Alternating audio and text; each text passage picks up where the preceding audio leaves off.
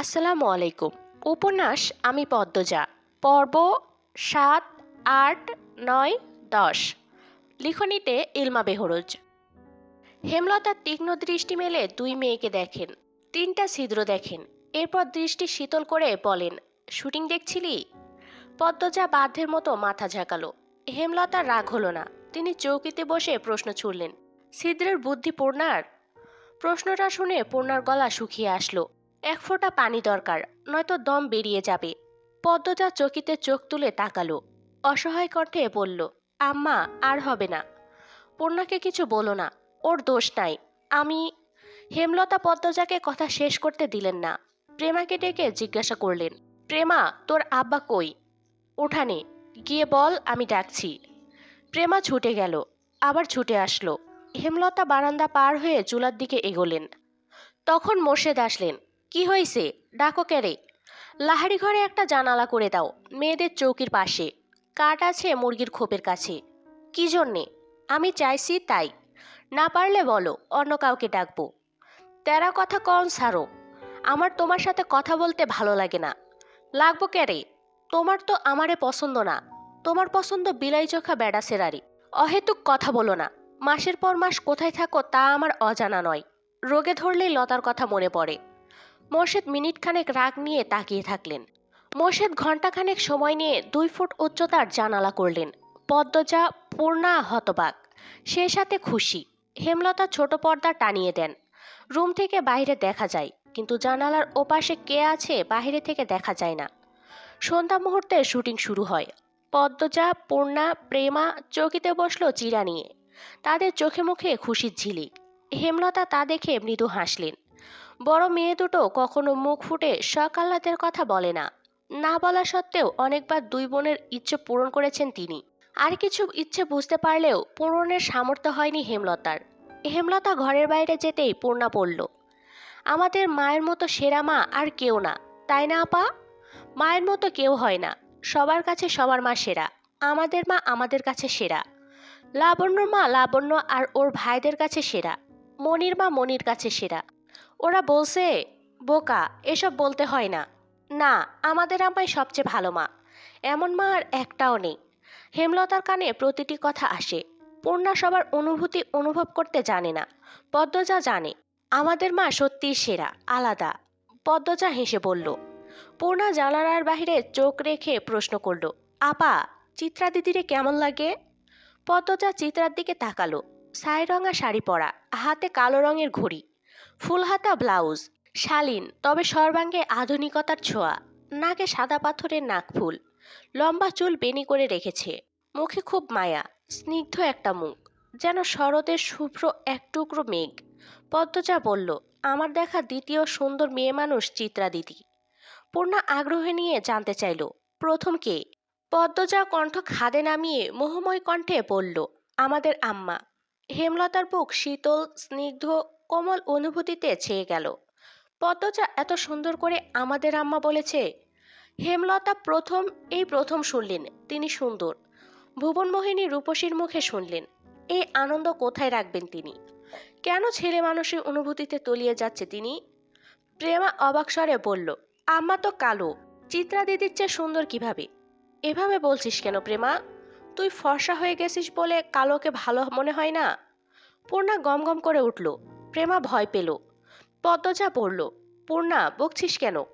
প্রেমা কত ছোট, ও কি সুন্দরের গভীরতা বোঝে? ও খালি চোখে ফর্সা কালোর তফাৎ দেখে। সুন্দরের গভীরতা তো আমিও বুঝি না। পূর্ণার কণ্ঠ ভারী নিষ্পাপ শোনালো। পদ্মজা এদিক ওদিক তাকিয়ে দেখল হেমলতার উপস্থিতি। এরপর বলল, আমার রং কালো, কিন্তু সৌন্দর্যের কমতি নেই। আমাকে কখনো এক মনে দেখিস, বুঝবি। আমাদের আম্মার চোখ দুটি গভীর, বড় বড়, পাতলা মসৃণ ঠোঁট। আমার ঘন চুলের খোপায় এক আকাশ কালো মেঘ। আমার শাড়ির কুচির ভাঁজে অভিজাত্য লোকানো। আম্মা যখন তীক্ষ্ণ চোখে আমাদের দিকে তাকান, তখন মনে হয় বিরাট বড় রাজত্বের রানী তার পূর্বপুরুষের ক্ষমতা প্রকাশ করছেন তীক্ষ্ণ দৃষ্টি নিয়ে। এত কিছু থাকা সত্ত্বেও কি আম্মা আমাদের দেখা প্রথম সুন্দর মানুষ হতে পারে না? পদ্মজার প্রতিটি কথা পূর্ণার ওপর ভীষণভাবে প্রভাব ফেলল। প্রেমার চোখ পিটপিট করে কিছু ভাবছে। পূর্ণা বলল, হতে পারে।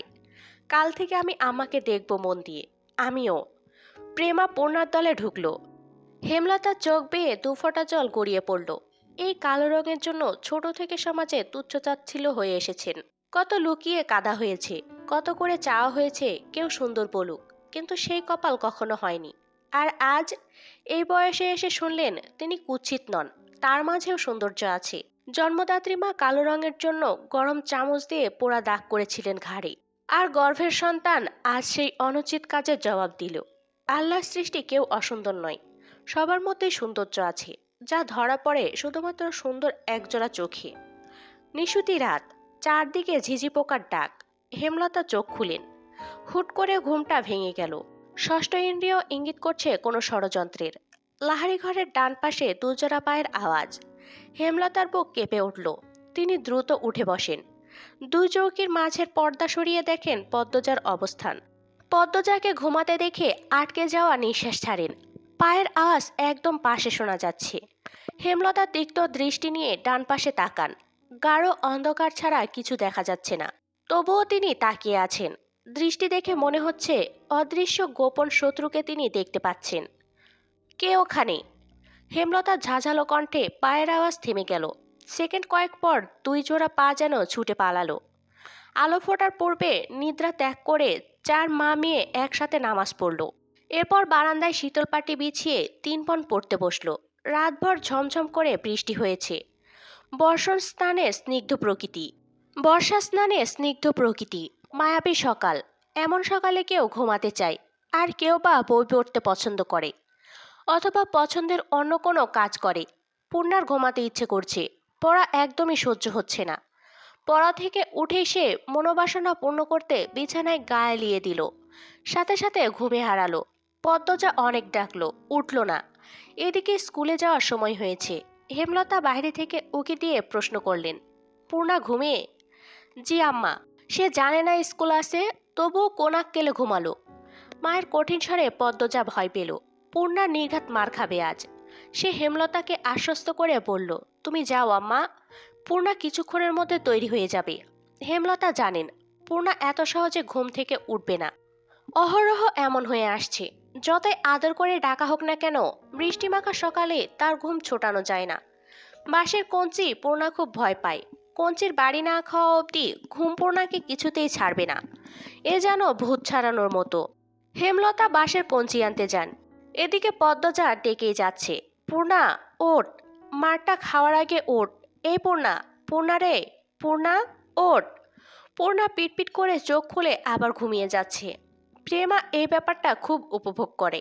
একটা মানুষ এত ডাকাডাকিতেও কি করে না জেগে থাকতে পারে? সে নিষ্কম্প স্থির চোখে তাকিয়ে আছে বড় দুই বোনের দিকে। হেমলতা হাতে বাঁশের কঞ্চি নিয়ে ঘরে ঢুকেন। তা দেখে পদ্মজা পূর্ণাকে জোরে চিমটি দিল। পূর্ণা মুখে বিরক্তিকর আওয়াজ তুলে আবার ঘুমে তলিয়ে গেল। তুই সর পদ্ম, ও মারের যোগ্য, পিটিয়ে ওর ঘুম ছুটাতে হবে। পদ্মজা মায়ের ওপর কিছু বলার সাহস পেল না, দূরে গিয়ে দাঁড়ালো। হেমলতা পূর্ণার পায়ের গোড়ালিতে বাড়ি দেন। প্যাচ করে আওয়াজ হয়। পদ্মজা ভয়ে চোখ বুজে ফেলল। পা ছিঁড়ে গেছে বোধ হয়। ঘুমন্ত পূর্ণার মস্তিষ্ক জানান দেয় আম্মা এসেছেন এবং তিনি আঘাত করেছেন। সে চোখ খোলার আগে দ্রুত উঠে বসল। চোখ খুলতে খুলতে যদি দেরি হয়ে যায়। এরপর চোখ খুলল। বোকাশোকা মুখ করে মায়ের দিকে তাকালো পরিস্থিতি বুঝতে। পদ্মজার ঠোঁট টিপে হাসছে। প্রেমা জোরে হেসে উঠল। হেমলতা তীক্ষ্ণ চোখে তাকাতেই হাসি থামিয়ে দিল। পূর্ণা ভীত কণ্ঠে বলল, আর হবে না আম্মা, সে তো প্রতিদিনই বলিস। এমন সময় ঘন মেঘে আকাশ ছেয়ে গেল। পূর্ণা প্রেমা মনে মনে খুশি হলো। আজ আর স্কুলে যেতে হবে না। বাড়ি থেকে 2 ক্রোশ দূরে স্কুল।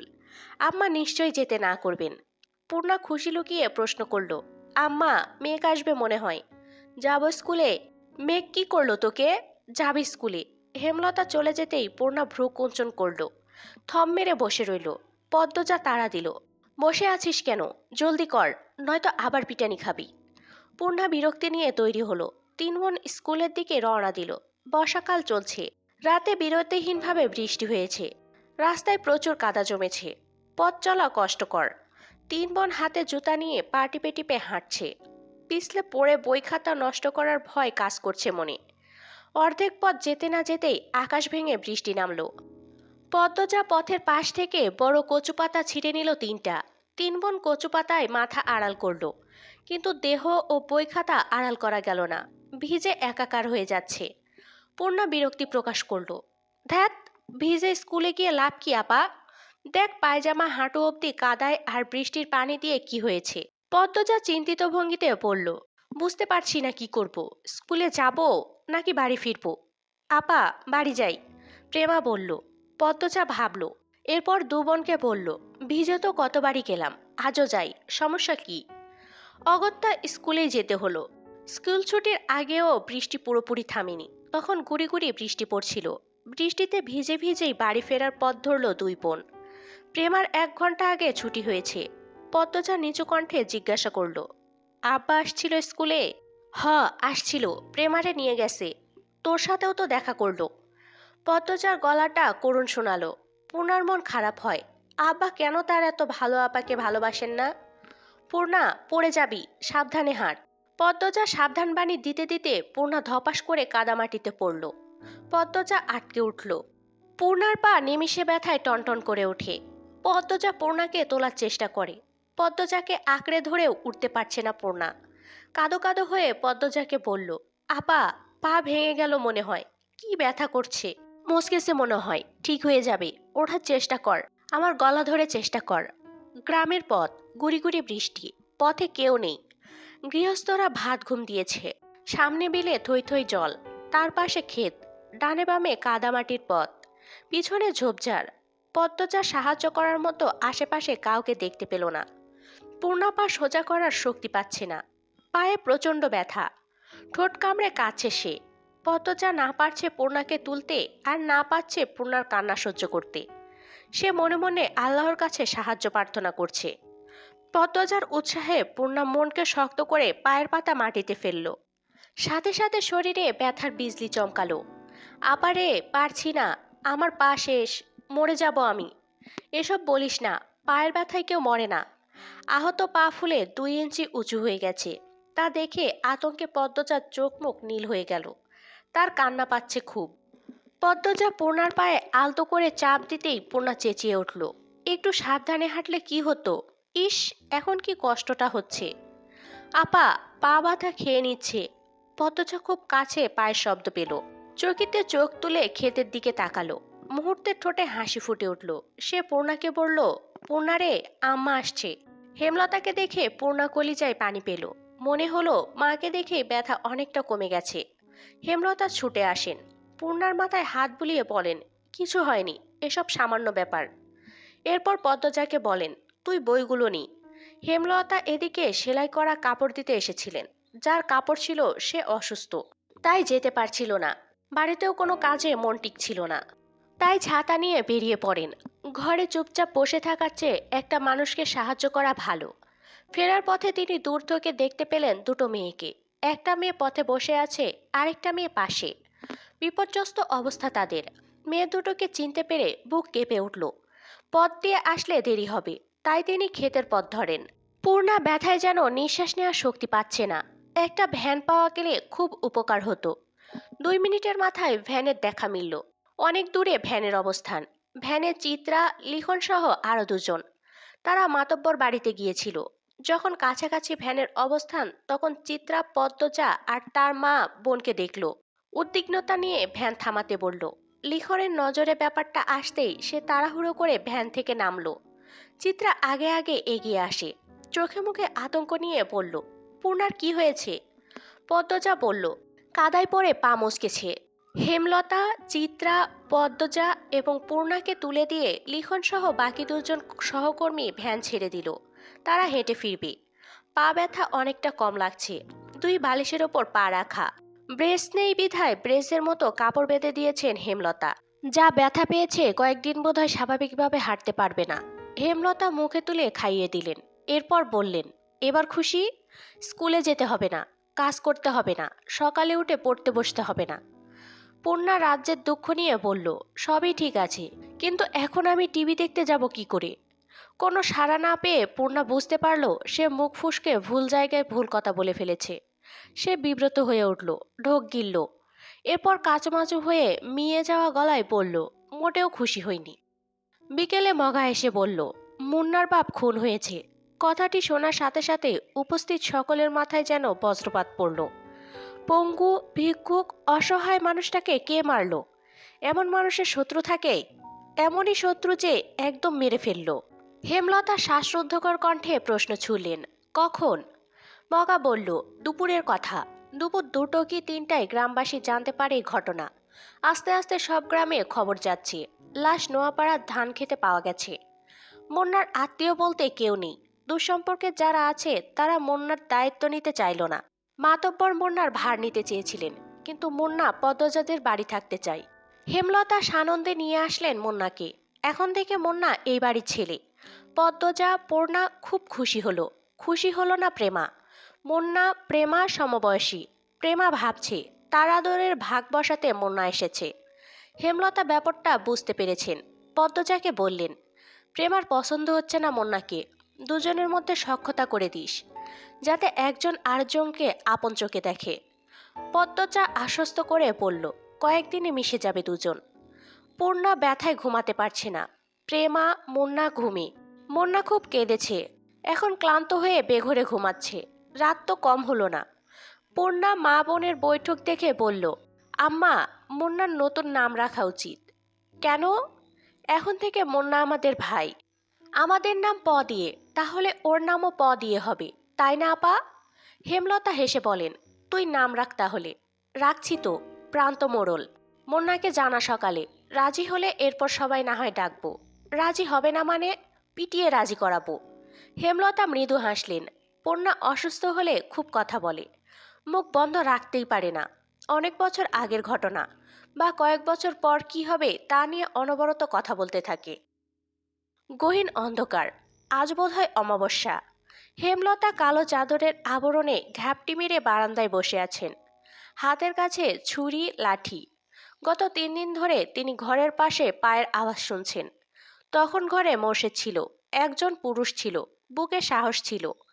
আজ মোর্শেদ নেই। মুন্নাকে বাড়িতে আনাতে তিনি ঝগড়া করে বাড়ি ছেড়েছেন। কবে ফিরবেন ঠিক নেই। আজ কিছুতেই ঘুমানো যাবে না। হাতে নাতে সন্দেহকারীকে ধরে এই বিপদ থেকে মুক্ত হতে হবে। কিন্তু অনেকক্ষণ হলো কেউ আসছে না। চোখ বুজে আসছে হেমলতার। সারাদিন অনেক খাটুনি গেল। কাদামাটিতে ছপ ছপ শব্দ তুলে কেউ আসছে। হেমলতা সতর্ক হয়ে ওঠেন। শক্ত হাতে লাঠি ও ছুরি ধরেন। পায়ের শব্দটা কাছে আসতেই তিনি বেরিয়ে আসেন। অন্ধকারে পরিষ্কার নয় মুখ। আন্দাজে ছুঁড়ে মারেন হাতের লাঠি। লাঠিটা বেশ ভালোভাবেই পড়ল সামনের জনের ওপর। পেছনের জন দৌড়ে পালালো। লোকটি আর্তনাদ করে বসে পড়ল মাটিতে। পরক্ষণেই পালানোর চেষ্টা করল, কিন্তু পারল না হেমলতার জন্য। হেমলতা দ্বিতীয় লাঠি দ্বারা আবার আঘাত করলেন। তার তীক্ষ্ণ দৃষ্টি স্থির। আহত ব্যক্তির আত্মচিৎকার শুনে বাড়ির ভেতর থেকে ছুটে আসে সবাই। টর্চের আলোতে চারদিক আলোকিত হয়ে উঠল। হেমলতা স্বাভাবিক ভঙ্গি নিয়ে দাঁড়িয়ে আছেন। তিনি যেন জানতেন এই লোকেরই আসার কথা ছিল। শুটিং দলকে তিনি আজই বের করবেন, তবেই শান্তি। পদ্মজা, প্রেমা, মুন্না বেরিয়ে আসে। পূর্ণা ঘরেই রইল। পদ্মজার ডিরেক্টর আবুল জাহেদকে দেখে চমকালো। তখন কোত্থেকে আগমন ঘটল মোর্শেদের। আবুল জাহেদকে আহত অবস্থায় দেখে সবাই চমকে উঠল। কপাল বেয়ে তার রক্ত ঝরছে। একজন দৌড়ে গেল বাড়ির ভেতর ফার্স্ট এইড বক্স আনতে। লিখন কিছু সময়ের জন্য থমকালো। আবুল জাহেদের কপাল ব্যান্ডেজ করার পর তাকে একটা চেয়ারে বসতে দেয়া হলো। হেমলতা লাঠিতে এক হাতের ভর দিয়ে স্বাভাবিকভাবে দাঁড়িয়ে আছেন। লিখন প্রশ্ন করল, কি হয়েছিল? আপনি ওনাকে আঘাত করলেন কেন? হেমলতা বললেন, এই অসভ্য লোক আজ 4 দিন ধরে মাঝরাতে এখানে ঘুরঘুর করে। তার উদ্দেশ্য খারাপ। লিখন আর চোখে পদ্মজাকে দেখল। এরপর আবুল জাহেদকে প্রশ্ন করল, উনি যা বলছেন সত্যি? আবু জাহেদ গমগম করে উঠল, আমি আজই প্রথম এসেছি এখানে। ঘুম আসছে না, তাই হাঁটতে হাঁটতে এদিক চলে এসেছি। হুট করে উনি আক্রমণ করে বসলেন। হেমলতা প্রতিবাদ করেন দৃঢ়স্বরে, মিথ্যা বলবেন না একদম। আবুল জাহেদ কিছুতেই তার উদ্দেশ্য স্বীকার করল না। তর্কে তর্কে ভোরের আলো ফুটল। হেমলতা কঠিন করে জানিয়ে দিয়েছেন আজই এই বাড়ি ছাড়তে হবে। হেমলতার সিদ্ধান্ত শুনে দলটির মধ্যে আতঙ্ক ছড়িয়ে পড়ল। তীরে এসে নৌকা ডুবতি কিভাবে দেয়া যায়? সিনেমার শেষ অংশটুকু বাকি। শর্ত অনুযায়ী আরও 10 দিন আছে। দলের একজন বয়স্ক অভিনেতা এই সিদ্ধান্তের প্রতিবাদ করলে হেমলতা জবাব দিলেন, আমার 3টা মেয়ের নিরাপত্তা দিতে পারবেন? একটা পুরুষ মানুষ রাতের আধারে যুবতী মেয়েদের ঘরের পাশ দিয়ে ঘুরঘুর করবে কেন? কিসের ভিত্তিতে? হেমলতা সবাইকে এড়িয়ে লাহারি ঘরে ঢুকেন। এদের সাথে তর্ক করে শুধু সময়ই নষ্ট হবে। আবুল জাহেদের ধূর্ত চাহনি তার নজরে এসেছে বারংবার। প্রথম রাতে পায়ের আওয়াজ শুনে চিনতে পারেননি। এর পরদিন সন্দেহ তালিকায় থাকা 4-5 জনকে অনুসরণ করে তিনি নিশ্চিত হন রাতে কে লাহারি ঘরের পাশে হেঁটেছিল। লাহারি ঘরের ডান পাশে তুষের স্তূপ, পলিথিন কাগজ দিয়ে ঢাকা। অসাবধান বসে আবুল জাহেদের কাদামাখা জুতা তুষের স্তূপে পড়ে, ফলে জুতায় তুষ লেগে যায়। এর পরদিন হেমলতা বাড়ির বারান্দায় জুতা জোড়া দেখতে পান। তুষ বাড়ির আর কোথাও নেই। তিনি ব্যস্ত হয়ে তুষের স্তূপের কাছে এসে দেখেন একজোড়া জুতার ছাপ। সেই জুতা যখন আবুল জাহেদ পরল, তিনি পুরোপুরিভাবে নিশ্চিত হন। শুটিং দলটার মধ্যে একটা হাহাকার লেগে গেল। বেশ কিছুক্ষণ নিজেদের মধ্যে আলোচনা চলল। এরপর সবাই মোর্শেদকে ধরল। বিনিময়ে তারা আরও টাকা দিতে রাজি। হেমলতার ধমকের ভারে তখন চুপ হয়ে গেলেও টাকার কথা শুনে মোর্শেদের চোখ দুটি জলজল করে উঠল। ঘরে এসে হেমলতার সাথে ধুমধুমার ঝগড়া লাগিয়ে দিলেন। হেমলতা কিছুতেই রাজি হননি। শেষ অবধি তিনি নিজের সিদ্ধান্তে অনড় থাকতে পারলেন না। দলের কিছু ভালো মানুষের অনুরোধ ফেলতে গিয়ে তিনি অস্বস্তি বোধ করছিলেন। 10 দিনের বদলে 5 দিনের সময় দেন। হেমলতা স্বস্তিতে নিঃশ্বাস ফেলেন। ভাগ্যিস কোনো ঘটনা ঘটার আগে ব্যাপারটা খোলাসা হয়েছে। বেশ গরম পড়েছে আজ। মুন্নাকে পাশে নিয়ে পদ্মচা পাটিতে বসে আছে। মনোযোগ দিয়ে মুন্নাকে শিখাচ্ছে কাকে কি ডাকতে হবে। আমায় ডাকবি বড় আপা, পূর্ণাকে ছোট আপা, আর প্রেমা তো তোর সমান, তাই প্রেমা ডাকবি। দুজন মিলেমিশে থাকবি, বুঝেছিস? বুঝছি। আম্মাকে তুইও আম্মা ডাকবি। আমাদের আম্মা আব্বা আজ থেকে তোরও আম্মা আব্বা, বুঝছিস? মুন্না বিজ্ঞস্বরে বলল, বুঝছি। হেমলতা রান্না রেখে উঠে আসেন। মুন্নাকে বলেন, শুদ্ধ ভাষায় কথা বলবি, তোর পদ্ম আপা যেভাবে বলে। কয়ামনে। পদ্মজা বলল, কয়ামনে না, বল আচ্ছা বলবো। মুন্না বাধ্যর মতো হেসে বলে, আচ্ছা বলবো। হেমলতা হেসে চলে যান। পূর্ণা রুম থেকে মুন্নাকে ডাকলো, মুন্না রে। সুডু আপা। পদ্মজা মুন্নার গালে আলতো করে থাপ্পড় দিয়ে বলল, বল জি ছোট আপা। মুন্না পদ্মজার মতো করেই বলল, জি ছোট আপা। পদ্মজা হাসল। পূর্ণা মৃদু হেসে বলল, তোর নাম পাল্টাতে হবে। আমি তোর নতুন নাম রেখেছি। ক্যারে? নাম পাল্টাইতাম ক্যারে? পদ্মজা কিছু বলার আগে মুন্না প্রশ্ন করল, আচ্ছা এই কথাটা কেমনে কইতাম? পদ্মজা হেসে কপাল চাপড়ি, এই ছেলে তো আঞ্চলিক ভাষায় বুঁদ হয়ে আছে। পূর্ণা বলল, তুই এখন আমাদের ভাই, আমাদের নামের সাথে মিলিয়ে তোর নাম রাখা উচিত। কি উচিত না? মুন্না দাঁত কেলিয়ে হেসে সায় দিল, এজন্যই তোর নাম পাল্টাতে হবে। আজ থেকে তোর নাম প্রান্ত মোড়ল। সবাইকে বলবি এটা, মনে থাকবে? মনে রাহাম। বল, আচ্ছা মনে রাখবো। আচ্ছা মনে রাখবো। দুপুর গড়াতেই হাজেরা আসলো। সাথে নিয়ে এসেছে বানোয়াট গল্প আর বিলাপ। ইশারা ইঙ্গিতে সে লাউ চাইছে। মোর্শেদ গতকাল সব লাউ বাজারে তুলেছেন। গাছে আর একটা ছিল, ঘরে চিংড়ি মাছ আছে। প্রান্ত লাউ দিয়ে চিংড়ি খাবে বলে ইচ্ছে প্রকাশ করেছে। হেমলতা হাসি মুখে শেষ লাউটা নিয়ে এসেছেন। এখন আবার হাজেরাও চায়। কেউ কিছু চাইলে হাতে থাকা সত্ত্বেও হেমলতা ফিরিয়ে দেননি, আজও দিলেন না। তিনি হাজেরাকে হাসি মুখে লাউ দিলেন। হাজেরা সন্তুষ্টি প্রকাশ করে চলে গেল। পদ্মজা মায়ের দিকে অসহায় চোখে তাকায়। প্রান্ত এই বাড়িতে এসে প্রথম যা চাইল তাই পেল না। মনের ওপর নেতিবাচক প্রভাব পড়বে না তো? হেমলতা পদ্মজার দৃষ্টি বুঝেও কিছু বললেন না। প্রান্তকে ডেকে কোলে বসান। ছেলেটাকে দেখতে বেশ লাগছে। দুপুরে তিনি গোসল করিয়েছেন। মনে হয়েছে কোনো ময়লা স্তূপ পরিষ্কার করা হচ্ছে। জন্মদাতার মৃত্যু প্রান্তের ওপর বিন্দুমাত্র প্রভাব ফেলল না। এজন্য কেউই অবাক হয়নি। বাপ ছেলে শুধু রাতে একসাথে থাকা হতো। অনেক রাত প্রান্ত একা থেকেছে। এইটুকু ছেলে কত রাত ভয় নিয়ে কাটিয়েছে। হেমলতা আদুরে কণ্ঠে বললেন, একটা গল্প শোনাই, শুনবি? শোনাও। পদ্মজা প্রান্তের ভাষায় ভুল ধরিয়ে দিল, শোনাও না, বল শোনাও আম্মা। প্রান্ত মাথা কাত করে। এরপর হেমলতাকে বলল, শোনাও আম্মা। আম্মা ডাকটা শুনে হেমলতা বুক বিশুদ্ধ ভালো লাগায় ছেয়ে গেল। তিনি কণ্ঠে ভালোবাসা ঢেলে বললেন, আমাদের একদিন মরতে হবে, জানিস তো? জান্নাত জাহান্নামের কথা কখনো কেউ বলেছে? প্রান্ত মাথা দুই পাশে নাড়ালো, কেউ শোনায়নি। হেমলতা এমনটা সন্দেহ করেছিলেন। প্রান্ত এ সম্পর্কে জানে না। তিনি ধৈর্য নিয়ে সুন্দর করে জান্নাত জাহান্নামের বর্ণনা দিলেন। জান্নাতের বর্ণনা শুনে প্রান্তের চোখ দুটি জ্বলজ্বল করে উঠল। প্রশ্ন করল হাজারটা। হেমলতাকে জানাই সে জান্নাতে যেতে চায়, জাহান্নামে যেতে চায় না। হেমলতা বললেন, আচ্ছা এখন গল্পটা বলি, মন দিয়ে শুনবি। প্রান্ত মাথা কাত করে হ্যাঁ সূচক সম্মতি দিল। হেমলতা বলতে শুরু করেন, একজন মহিলা একা থাকতো বাড়িতে। না, দুটি ছেলে মেয়ে আছে, খুব ছোট ছোট, খুব অভাব তাদের। ছোট একটা জায়গায় মাটির ঘর, ঘরের সামনে শখ করে একটা লাউ চারা লাগায়। লাউ গাছ বড় হয়, লাউ পাতা হয় অনেক। এই লাউ পাতা দিয়ে দিন চলে তার।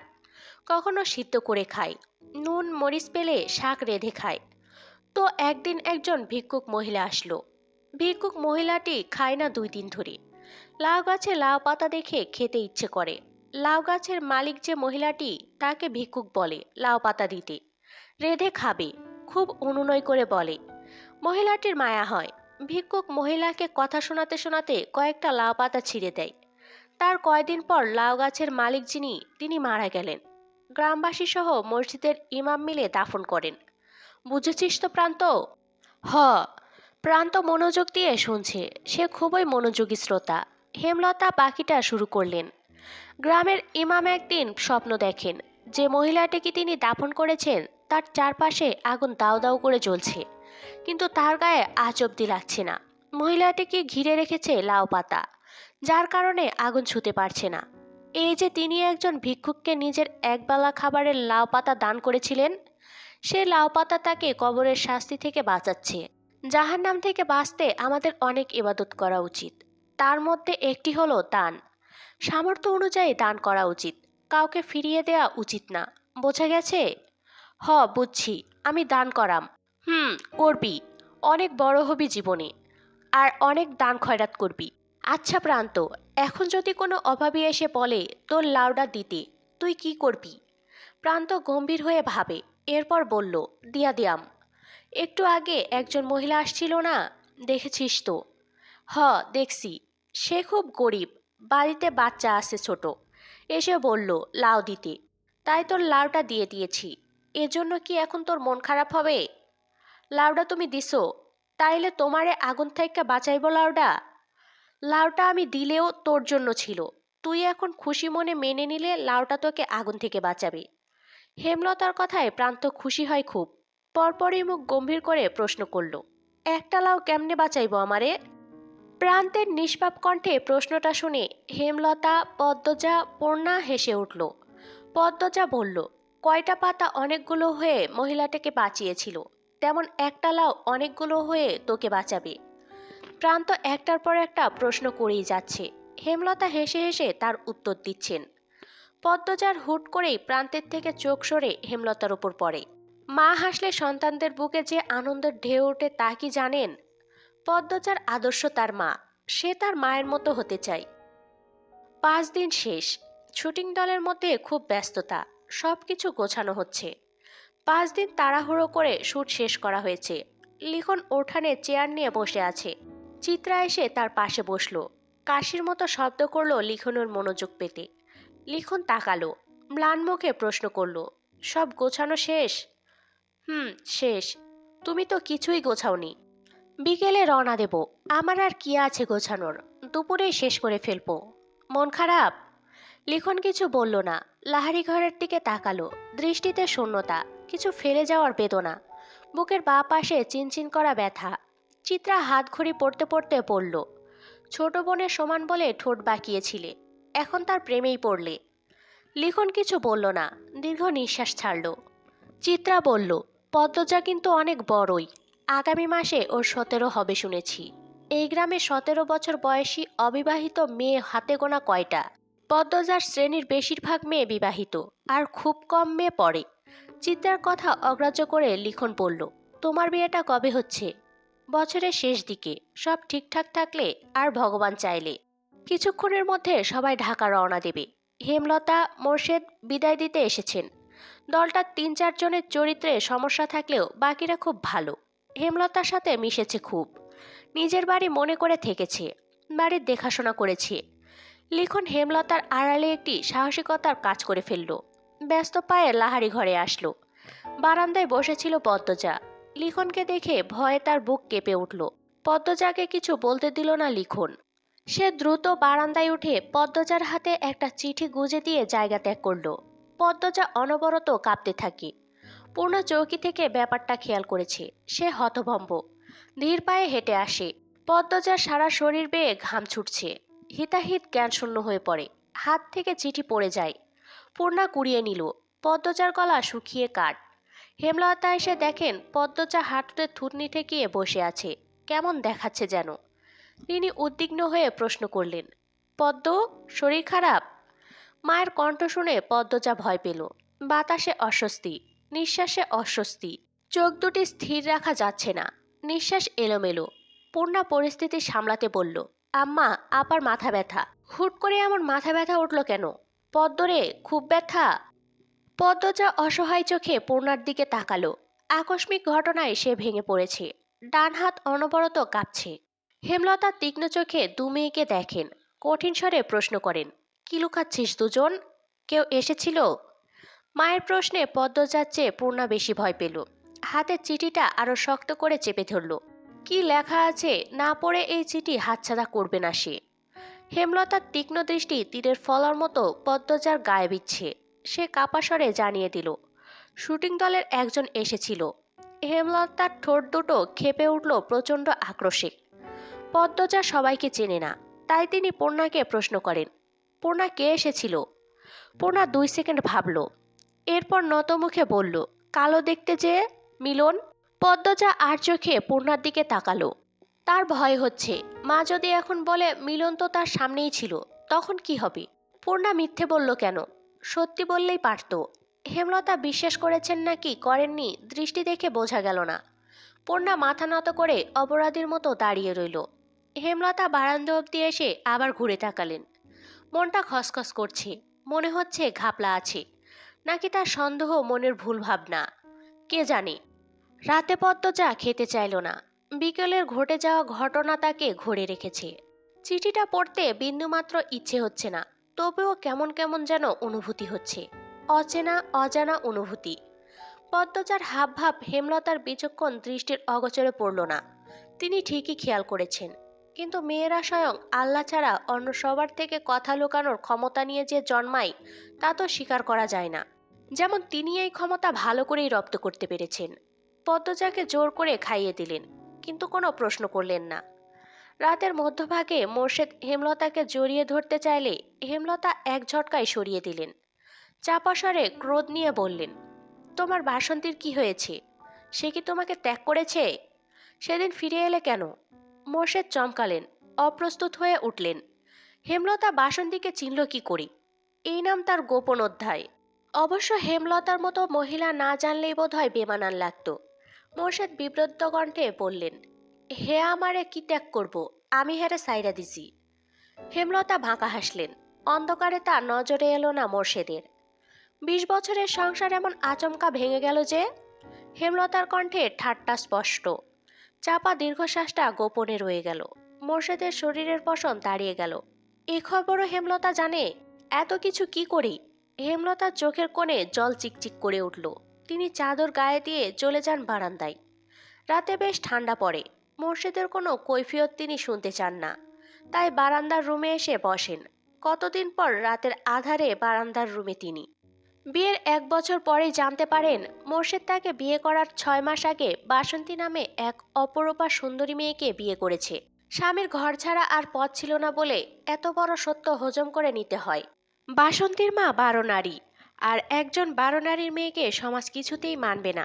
মোর্শেদের বাবা মিয়াফর মোড়ল টাকার বিনিময়ে দেহ বিলিয়ে দেওয়া একজন 12 নারীর মেয়েকে ছেলের বউ হিসেবে মানতে আপত্তি করেন। ততদিনে মোর্শেদ বিয়ে করে নিয়েছেন। সে খবর মিয়াফর মোড়ল পেলেন না। তিনি মোর্শেদের মন ফেরাতে শিক্ষিত এবং ঠান্ডা স্বভাবের হেমলতাকে বেছে নিলেন। কুরবান হলো হেমলতার। তখন কলেজে ওঠা 7 মাস চলছিল। এরপর পড়াটাও আর এগোলো না। জীবনের মোড় করুণ রূপে পাল্টে গেল। পরদিন সকাল সকাল স্কুলে রওনা হলো তারা। পূর্ণা পথে চিঠিটা পড়ার পরিকল্পনা করেছিল। পদ্মজা হতে দিল না।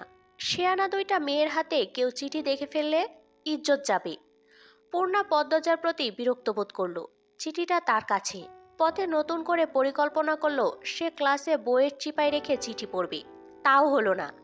পরপর 2 দিন কেটে গেল। সুযোগ পেলেও পদ্মজা পড়তে দিতে চাইতো না। সারাক্ষণ হাতে যান নিয়ে যেন থাকে। এই বুঝি মা এলো। 2 দিন পর মোক্ষম সুযোগ পেল। হেমলতা বাপের বাড়ি গিয়েছেন প্রান্ত এবং প্রেমাকে নিয়ে। যদিও কয়েক মিনিটের পথ, দ্রুতই ফিরবেন। পদ্মজার চেয়ে পূর্ণার আগ্রহ বেশি।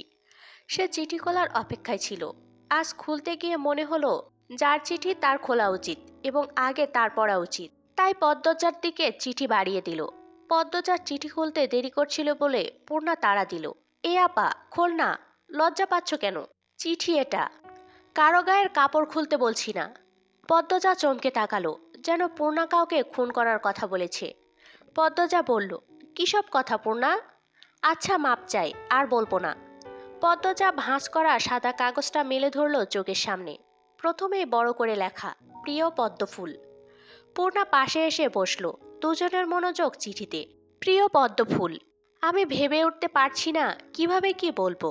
আজ চলে যাব ভাবতেই বুকে তোলপাড় চলছে। তার কারণ তুমি। যেদিন তোমাকে প্রথম দেখি থমকে গিয়েছিল নিঃশ্বাস, কণ্ঠনালী। এতটুকুও মিথ্যে বলিনি। সেদিন শুটিংয়ে সংলাপ বলতে গিয়ে ভুল করেছি বারবার। না চাইতেও বারবার চোখ ছুটে যাচ্ছিল লাহারি ঘরের দিকে। বুকে থাকা হৃৎপিণ্ডটায় শিরশিরে অনুভূতি শুরু হয় সেই প্রথম দেখা থেকেই। প্রতিটা ক্ষণ গুনেছি তোমাদের দ্বিতীয়বার দেখার আশায়। দ্বিতীয়বার দেখা পাই যখন বেগুন নিতে আসো। সেদিন কথা বলার লোভ সামলাতে পারিনি। টমেটোর অজুহাতে শ্রবণ করি পদ্মফুলের কণ্ঠ। মনে হচ্ছিল এমন রিনরিনে গলার স্বর আর শুনিনি। রাতের ঘুম আড়ি করে বসে। তোমায় প্রতিনিয়ত দেখার একমাত্র পন্থা তোমার স্কুল। সবার অগোচরে কতবার তোমার পিছু নিয়েছি। তুমি বোকা, ধরতে পারোনি একবারও। সুন্দরীরা বোকা হয় আবার প্রমাণ হলো। এই রাগ করবে না বোকা বলছি বলে। জানতে পারি তোমার মায়ের ইচ্ছে তুমি অনেক পড়বে। অনেক উঁচু বংশ থেকে বিয়ের প্রস্তাব এসেছে, তাও তিনি ফিরিয়ে দিয়েছেন। সেখানে আমি অতি সামান্য, তবুও সাহস করে তোমার বাবার কাছে বিয়ের প্রস্তাব দিই। পদ্মফুলটাকে যে আমার চাই, তিনি রাজি হননি। নায়কের সাথে আত্মীয়তা করবেন না। আর বললেন তোমার অনেক পড়া বাকি, তোমার মা কিছুতেই রাজি হবেন না। আহত মনে 2 পা পিছিয়ে আসি। ভেবেছি তোমার কলেজ পড়া শেষ হলে পরিবার নিয়ে বিয়ের প্রস্তাব নিয়ে আসব। তোমার মা সম্পর্কে যা জেনেছি, বুঝেছি, তাতে এতটুকু বিশ্বাস আছে, তিনি নায়ক বলে আমাকে এড়াবেন না। তিনি বিচক্ষণ মস্তিষ্কের মানুষ। আমি তোমায় ভালোবাসি পদ্মফুল। ইতি লিখন শাহ। পদ্মজার মিশ্র অনুভূতি হচ্ছে। পূর্ণা হাসছে। ভ্রু উঁচিয়ে পদ্মজাকে বলল, আপারে, লিখন ভাইয়ার সাথে তোমাকে যা মানাবে, কি সুন্দর করে লিখেছে। পদ্মজা লজ্জায় চোখ তুলতে পারছে না। পূর্ণা বলল, একদম বিয়ের প্রস্তাব দিয়ে দিয়েছে। আল্লাহ! আপা, তুমি কিন্তু বিয়ে করলে লিখন ভাইয়াকেই করবে। আর কিছু বলিস না। পদ্মজা মিনমিনে গলায় বলল। পূর্ণা শুনল না। সে অনবরত কথা বলে যাচ্ছে। আমার ভাবতেই কি যে খুশি লাগছে আপা। নায়ক লিখন শাহ আমার বোনের প্রেমে হাবুডুবু খাচ্ছে। একদিন বিয়ে হবে। চুপ কর না। এই আপা, লিখন ভাইয়াকে ফেরত চিঠি দিবি না? পদ্মজা চোখ বড় করে তাকালো। অবাক স্বরে বলল, কিভাবে? ঠিকানা কই পাবো? আর আম্মা জানলে? না না। পূর্ণা আর কিছু বলতে পারল না। হেমলতার উপস্থিতি টের পেয়ে চুপ হয়ে গেল। পদ্মজা দ্রুত চিঠিটা ভাঁজ করে বালিশের তলায় রাখল। ভয়ে বুক ধুকপুক করছে।